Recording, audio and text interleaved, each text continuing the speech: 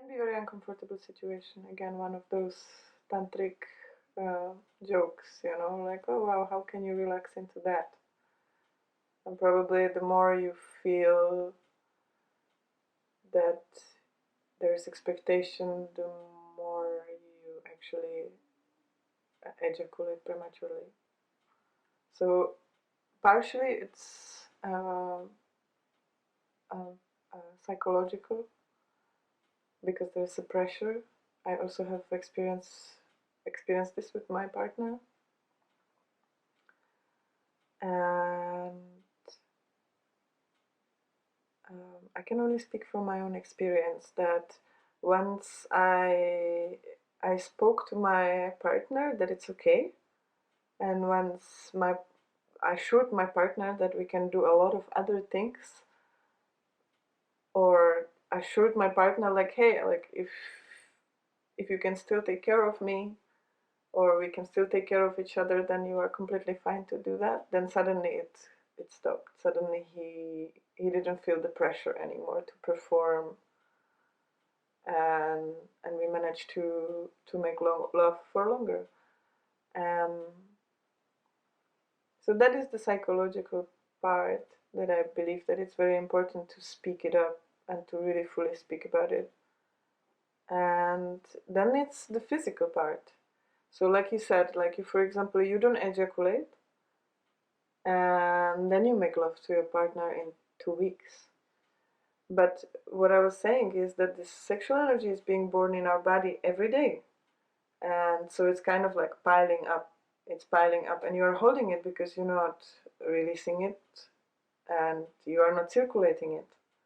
So you are just holding it there, and it's like piling, piling, piling. And in the moment that you connect to your partner, then it's just like explosion.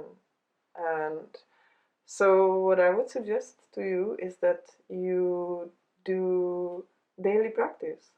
You just move this sexual energy through your body, instead of holding it all the time in this root in your genitals.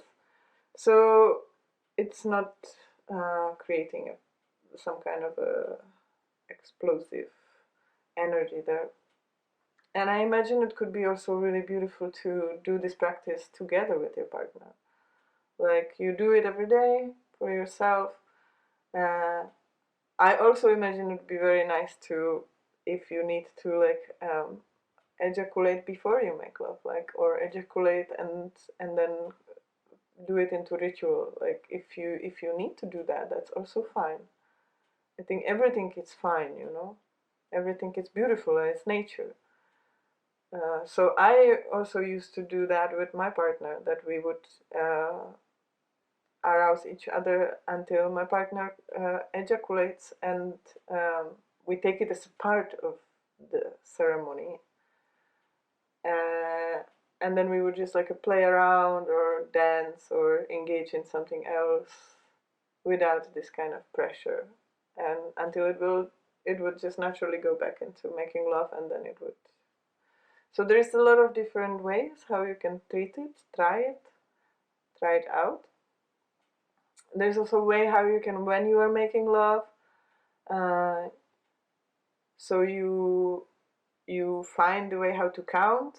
Let's say 1 being you don't feel nothing, and 10 being the ejaculation, orgasm.